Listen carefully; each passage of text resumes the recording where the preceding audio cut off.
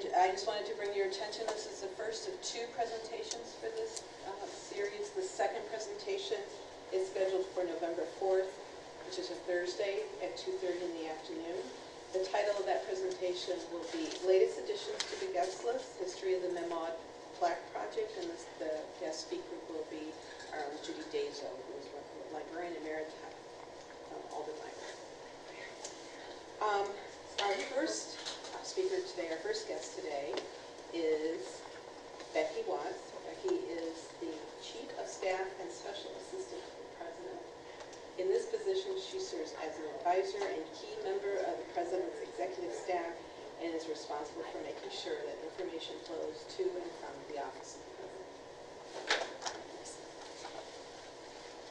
I get to set up the presentation for this afternoon, and I think that's wholly appropriate because that's really not the only role that I've had in this whole thing. And you're not going to hear from Judy today. You'll hear from Judy next time. But as much as anything, I want to stand up here and say, if it weren't for Judy Dazo, the new plaques wouldn't have been added to the lawn. Flat out, it wouldn't have happened. But there's another individual that we need to thank for that, a student named Marissa Long. And I don't know if there are any folks around that remember Marissa. This is back in 02-03. She was a junior at that time. And she was assigned a paper for a political communication class. And they said, go find somebody who was recognized on that wall and write a paper about them.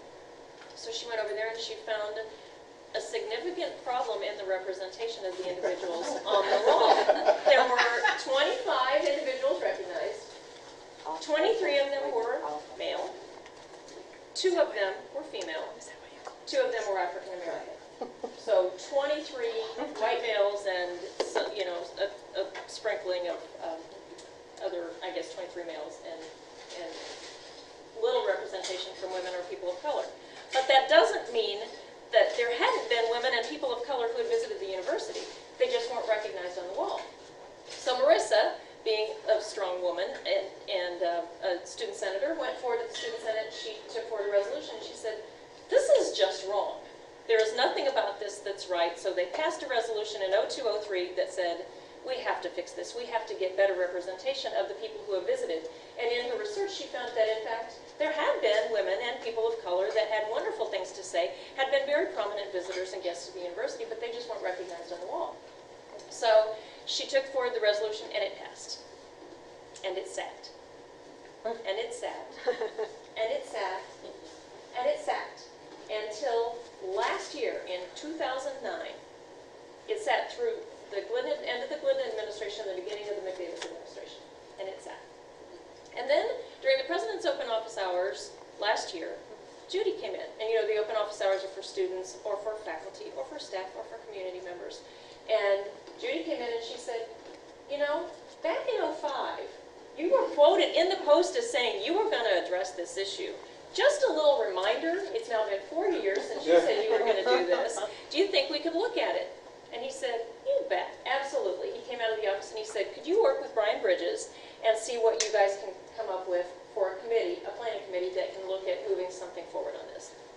So the first call to anybody to be on the planning committee, of course, had to be Judy. You bring the idea forward, and now we're going to ask you again, are you willing to help and pitch in and share your ideas and sit down and look at the logistics of how we can make this happen? So once again, Judy said, yes, I'll do that. And then, and she won't like me telling this, she also said yes and wrote a check, a contribution, because part of what happens when you have to do things like this is it costs money to make it happen. So the champion of the project, in my mind, is Judy Dazo. And yes.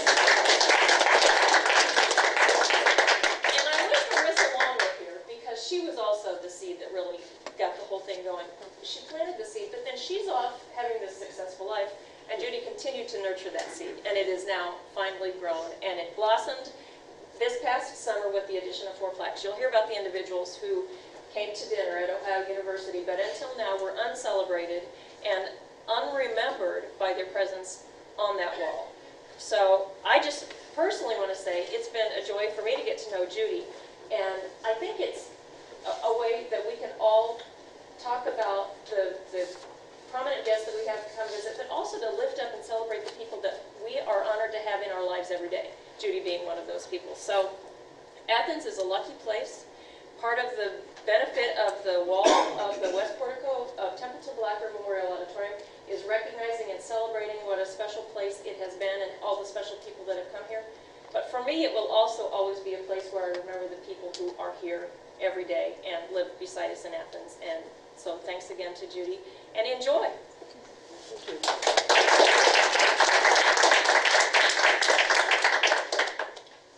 Wanda, I've asked Wanda to introduce our next speaker.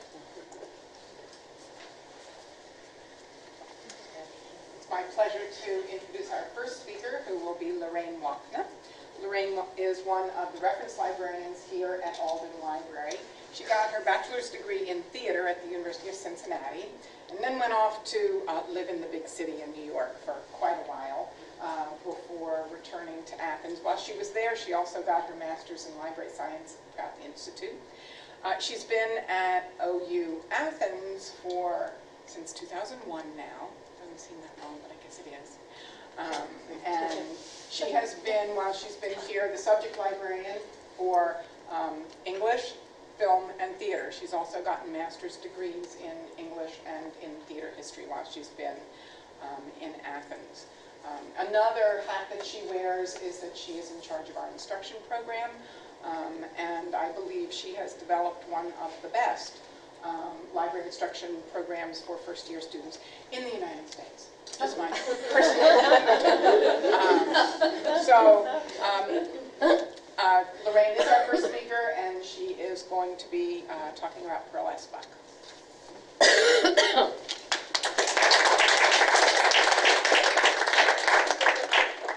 This is like way, I'd be more comfortable if I didn't know any of you. No, there's these expectations that's, hold on, I'll be back on the camera in a second, Chris. Hi, Chris. Isn't this running and on and ready to go? No. No. Why? It's not on. Hey, babe. I'm good. Okay. Well, this was a really interesting experience for me. I really wanted to get someone from my English department, and no one was available. The one person who was available, Professor Jamie Cleland, has a class at this time, and that's where I really wanted to do this instead of me, because I'm not an expert on burlesque, but I became one this week. As soon as let me just see, I got some notes here. I really would have been better if I practiced this, but, I mean, I did practice in the car, walking home, on my bike, I practiced. Okay, and I'm going to talk mostly about, I decided to read The Good Earth, and then read this book. I probably read The Good Earth 200,000 years ago. This is interesting. This is current China.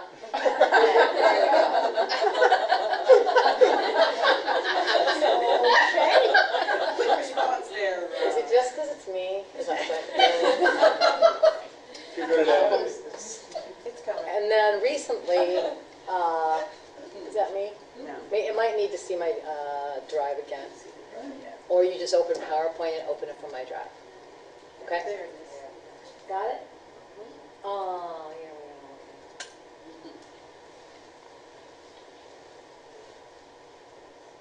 or not. So anyway, while Eileen, it's kind of hard to pay attention to me and Eileen doing what she's doing behind me, but so I thought I would read this book, and then I found this woman's book, Hilary Sperling. This just came out in 2010, called Pearl Buck in China, which kind of helped me to understand this book, The Good Earth.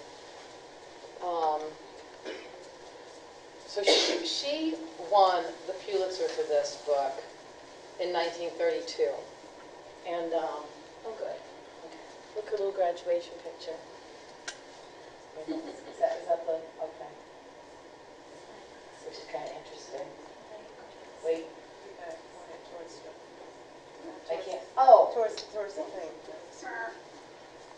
Oh, for crying out in the bucket, okay. Do you want me to? There we go. I can do that. It's Go for everything. okay. I'm sorry.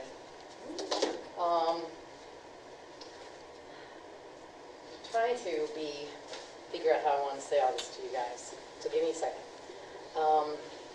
So as I was reading this book, I thought, how can I talk about this book that would be interesting, considering I'm not a scholar on Perlis book? And I thought, as a librarian, I would find as much as I could using library resources. So my hope was that it would be a whole group of people who had no idea all these great library resources we had, so I could say, I found this in the library because I'm a researcher. So at the end, I have a bibliography that tells you every place I found, the resources I found. So part of it was just me wanting to show off the fact that you can get a lot of research done at the library based on our collections. And I used the Newspaper Archives database. I used Literature Resource Center, Literary Reference Center, JSTOR, the books from the library, books from the fine arts collections to get my pictures, and JSTOR to get a couple of articles about how her book was received. And then I thought what I would do as an actor, if I was going to be creating this character of Pearl Buck, or creating what they often do in theater when you're doing a play, is the dramaturgs, which are sort of like researchers for the play, they create the world of the play. So the deal is so I wanted to create the world of the book, and I was really curious, like, what did China look like when this was being written? What did the people look like when this was being written? What was going on in China when this was being written? So I'm kind of going between the response to the actual book and the things I found on that, and also the world of the book that she writes, that she got her Pulitzer for. So, I mean, basic stuff about her. Of course, best-selling author. By the time she had written The Good Earth, she'd already written quite a few things, and had spent most of her time in China. She was born in Hillsborough, West Virginia, which is kind of interesting. But then right away they went to China. And she goes back and forth to China a lot, but she spent most of her time there. And she went over with her missionary parents, who went to very rough parts of China. So a lot of what she represents in her writing is based on she knows what she's talking about.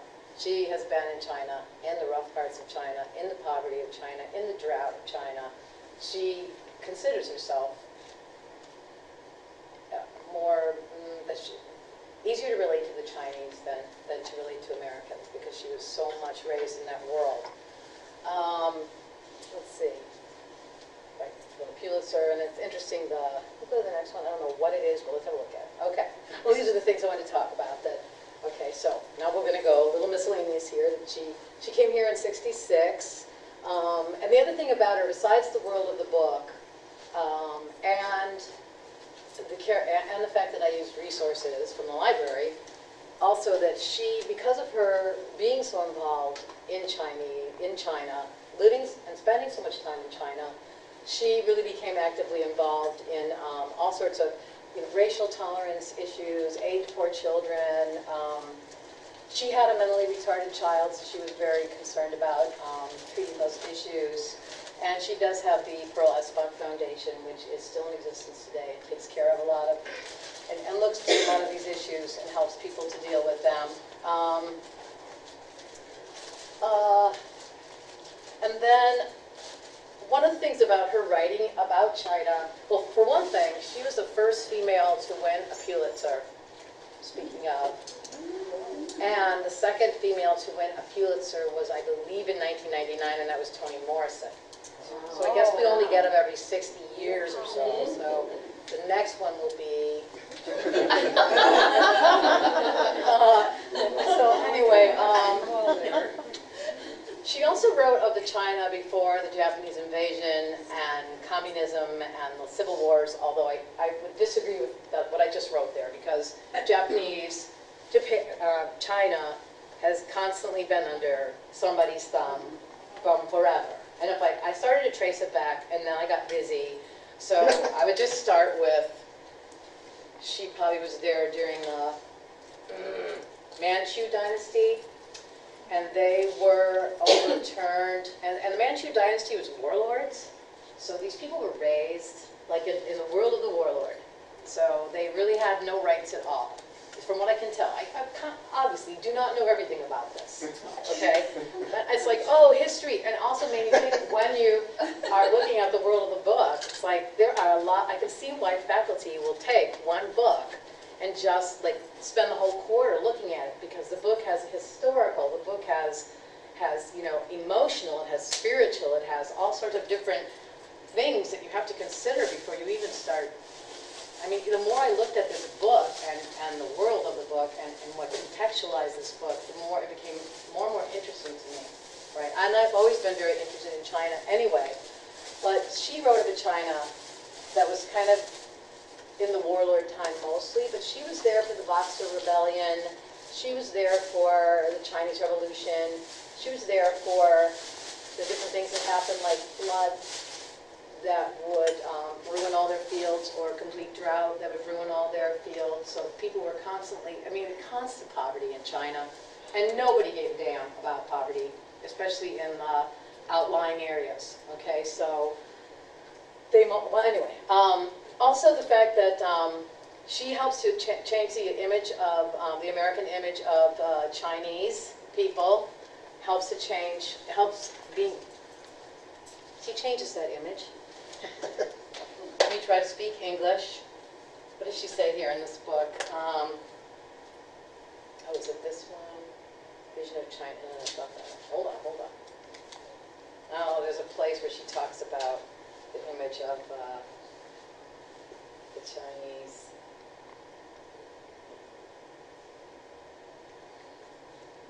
Hold on, don't go anywhere.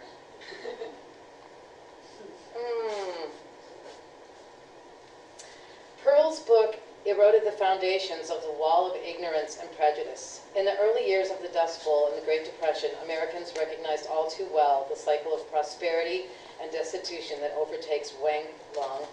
He's the main character in The Good Earth. However hard he struggled by grinding, overwork, and extreme frugality to keep his family together on a roller coaster of drought, flood, robbers, famine, flight, bandits, and war. Pearl Buck did for the working people of 20th century China something of what Dickens had done for London's 19th century poor. Readers saw their own worst fears reflected, magnified, and distorted in her pages in nightmare images of torment and humiliation. When Wang, the lead character, is finally forced to find work as a rickshaw puller or join a night shift of men dragging cartloads of heavy goods to the city docks. So, and there's another blurb somewhere I found that talks about, that says exactly, anyway. Okay, let me go back to where I was at. Also the fact that she was, and if I find this I'll go back to it, that she was a white woman introducing China to the U.S. She does talk about, I probably have it further along, and I probably don't have much time, that before she started writing about China and telling people about China, the vision and the idea people had was that they were just kind of these, they're all yellow, and they have yellow teeth, and they have these long nails, and these long robes, and there's all these misconceptions about what China is, what Chinese people look like, what they're about. Okay, so I'm not completely positive where that misconception comes from, but I suppose we could blame some. I don't know. That would be a question I'd have to look at further. I mean, sometimes I think about Charlie Chan and I think, oh my God. But, and in The Good Earth, she uses, in a story, the story is just about this guy and his wife. He takes a wife and they live on a farm, and he's a farmer, and everything's about farming, and everything's about the earth, and everything's about the land. And then they do their best to try to work the land, but they live day to day on the land. And then he finds a wife, brings her home, and she starts to take care of his house and do all those things. She's the wife, and the wives are definitely subservient, but in this book, she's very smart, which is something that Pearl saw in Chinese women when she was there. They were very, very smart. Like the men, no offense, guys, but we're always the smart ones.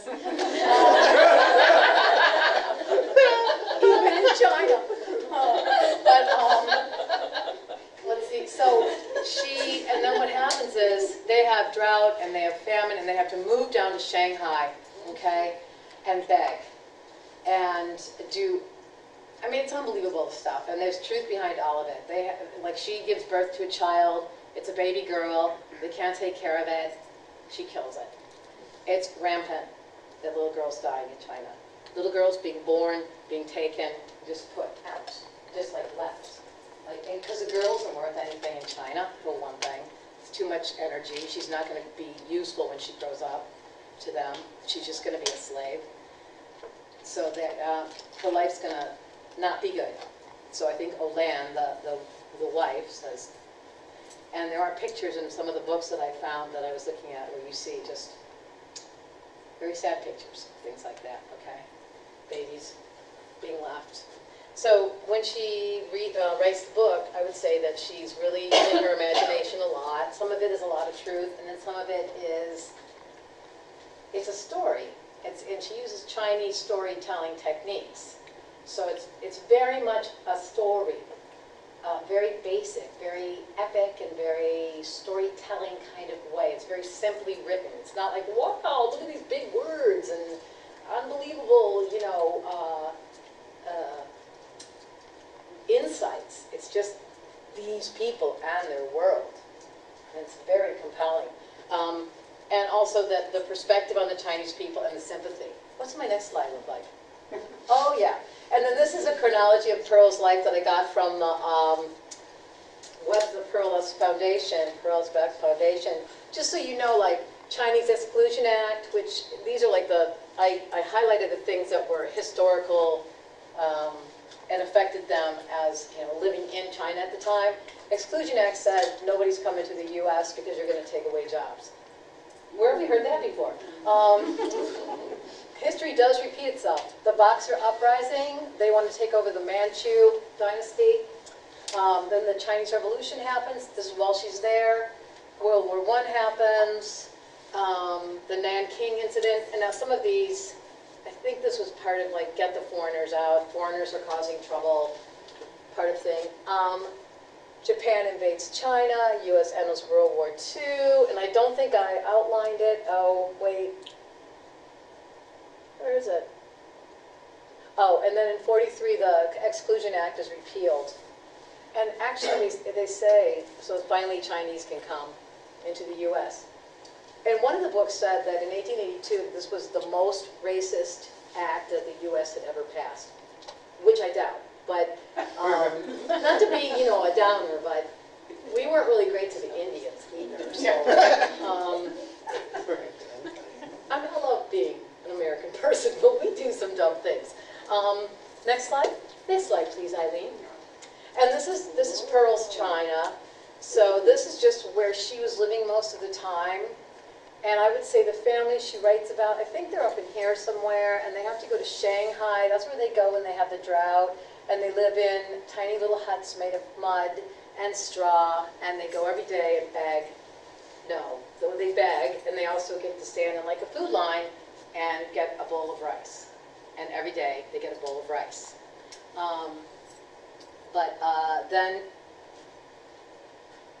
Then there's also the begging that goes on, and things like he has to pull a rickshaw, and yeah. Because it's him and her, they have a couple of children, 3, 4, 5, I don't remember, a lot. And then his father, so he doesn't have to do any begging because he's old, and therefore I have 5 minutes. Okay, keep going. Okay, and then I found this. It was an interesting piece about her talking about her in the New York Times after she won the Pulitzer, about, she was interviewed about being in China.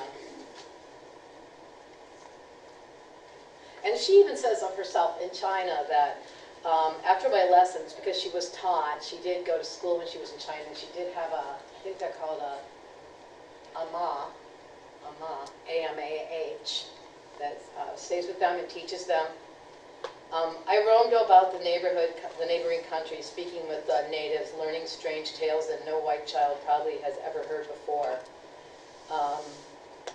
So she's really, and she also talks about that there are 2 Chinas, the great old one, and that which one comes in contact with European civilization. People go to China, visit Shanghai, and think they've seen China. They know nothing whatsoever about the part of China which has never felt the influence of Europe, and that is a very large part of the country. You cannot judge America by New York, and Shanghai is less important to China than New York is to America. The real country lies far beyond Shanghai, untouched by all European contacts. I thought that was interesting. So that's this article in the New York Times, available in our databases. Give me, go to the next one, please. Thank you so much. This is what I think. She says that in the New York Times article that I looked down from the, looked down up. Typo in there. I looked down up. This is what she looked down upon, and this is the tiled roofs of the crowded city that in her book, in the book I imagine that Wang Lung's town looked a lot like this. Okay, this is my imagination of it. I have no idea for a fact. And then the next slide. This is the from the Athens Messenger, which I found in newspaper archives, talking about how we have to have greater humanitarian efforts in the U.S. And then the next slide. Again, you guys, I think you got this from the Post, but I'm not sure from the Post. Okay, also online, maybe. Did you get it online? Microfilm. Microfilm. Okay, and then the next one. The pictures of her. And then the next one, I love this with her and John and Jackie. Okay. And then that's just me talking about what the good earth is. Okay, keep going. And then one of the, Sophia Chen Zhen from Pacific Affairs back in 31 writing about,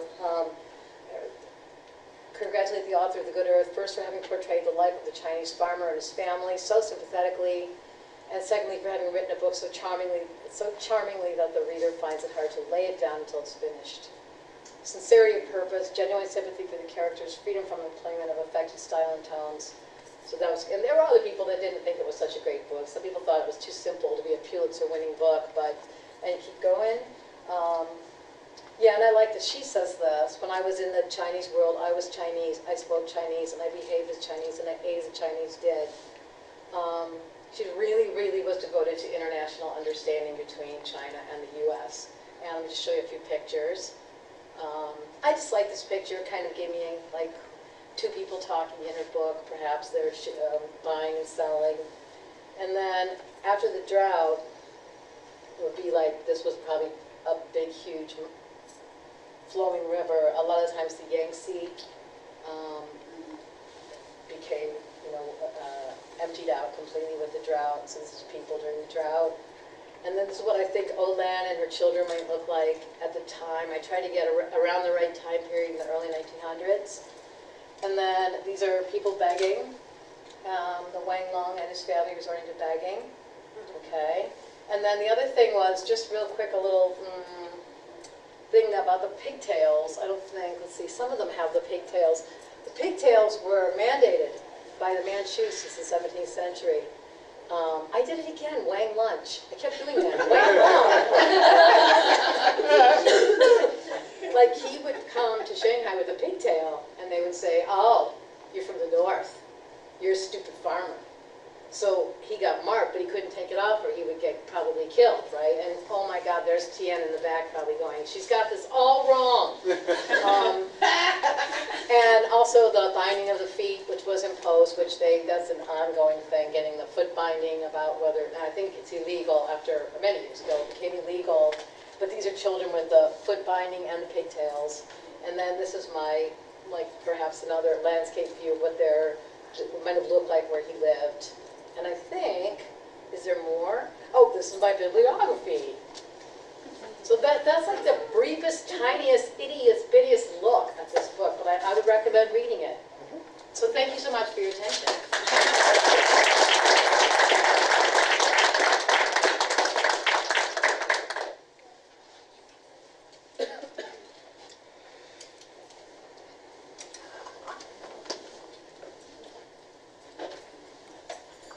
Are there any questions? Does anyone have any questions they'd like to ask Lorraine about her last book or The Good Earth?